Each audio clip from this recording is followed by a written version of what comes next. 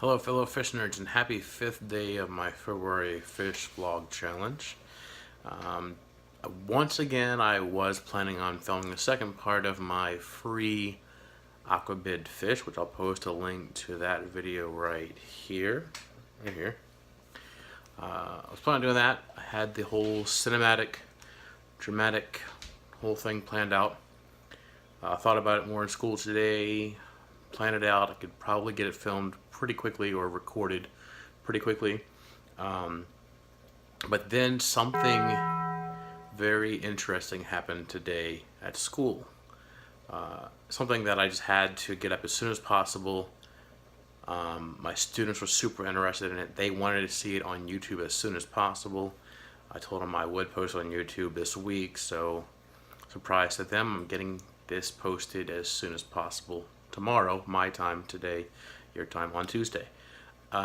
So that's why I'm doing that. So today's video is about the assassin snail, or Clea helena, however you pronounce it, a freshwater snail that is not hermaphroditic, meaning it is male or female, not male and female. They are known to be carnivorous snails.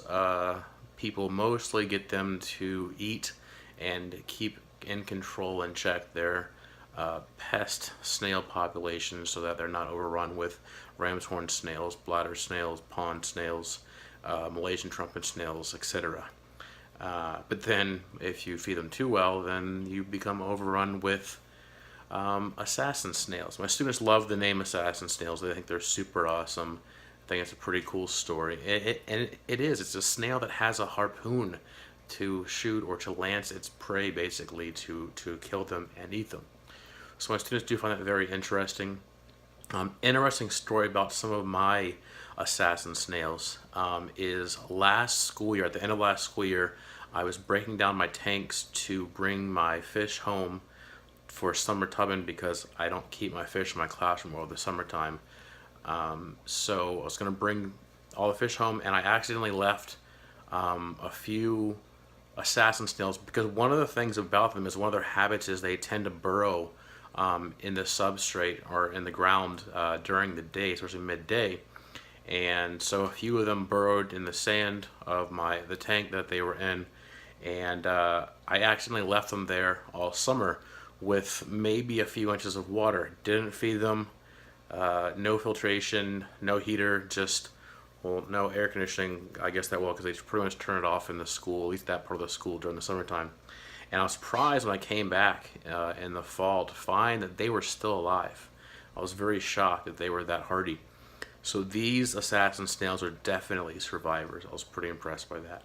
So anyways, I posted on a Facebook group last night, and one awesome person on there gave me some really good feedback, and said I need to make my videos especially focusing on what interests me a lot. So this definitely interests me. And the cool thing is that the assassin snails, well, I'm taking advantage of a life gives you lemons kind of situation. This morning I came in to my classroom, I fed my fish, the usual routine. First thing I get there, put my stuff down, turn on my laptop, and go start feeding my fish. Was feeding one tank in particular, my albino snakeskin guppies, which I got from my local fish club auction in the fall. I thought they were pretty. I kept them unheated until the first of the year, until January, when I finally started putting heaters in my tanks in my classroom, because I realized that my guppies were surviving, but they were not thriving. They were surviving just fine, but they were not breeding. I didn't notice very much growth, as much as what I am used to seeing in guppies. I mean, they were staying somewhere around maybe at the lowest 68, somewhere up around 74 at the highest. 72, 74 is probably the average temperature in my classroom. So I wasn't really too worried about them, but they weren't breeding, and we all know guppies breed. So anyway, I fed my fish this morning, and one such strain of guppies I fed was my albino snakeskin guppies. And the female was kind of acting a little bit funny, but she was up to feed and everything. And then about an hour or so later, I see her at the bottom of the tank. So I get something and tap her, um, and no movement. She was dead. So she was already in my assassin snail tank. So they did not kill her. She died and then sunk to the bottom. So I decided to, when life gives you lemons, and make lemonade. Decided to take advantage of the situation and try out a camera effect I've been wanting to try out and wanting to find a good reason to try out the effect. My students were playing around with it on their phones with my fish tanks a few weeks ago. Is time lapse. They were getting some time lapse videos, some quick ones of my super red Plecos that are in my classroom. Or maybe I was watching I was watching a snail in the super red Pleco tank. So I decided to get time lapse video of the assassin snails eating or feeding on the dead albino snakeskin female guppy.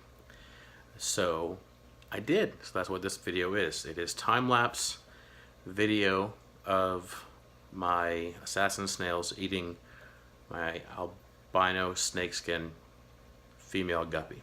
So hope you enjoy it. I thought it was really cool. Crazy thing is, I learned from this is that this was recorded over a period of approximately 4.5 hours. And it came out to 30 seconds of time lapse, which is crazy. I was worried about taking up too much memory on my phone. 30 seconds of video isn't very much. Previous to that, I recorded for about an hour or so, and it came out to a 20-second video. So it was a total, like those two were a total of 4.5 hours. So it was like an hour or so. And you'll notice, I'll point it out, that the camera starts to fall, which is what was happening. So stay tuned. Check it out. It's Mr. Science Geek. I hope my tanks don't leak. If it's information that you seek, be sure to tune in each week. And my videos take a peek. My singing and my jokes really reek. So here we have the assassin snails eating the female albino snakeskin guppy.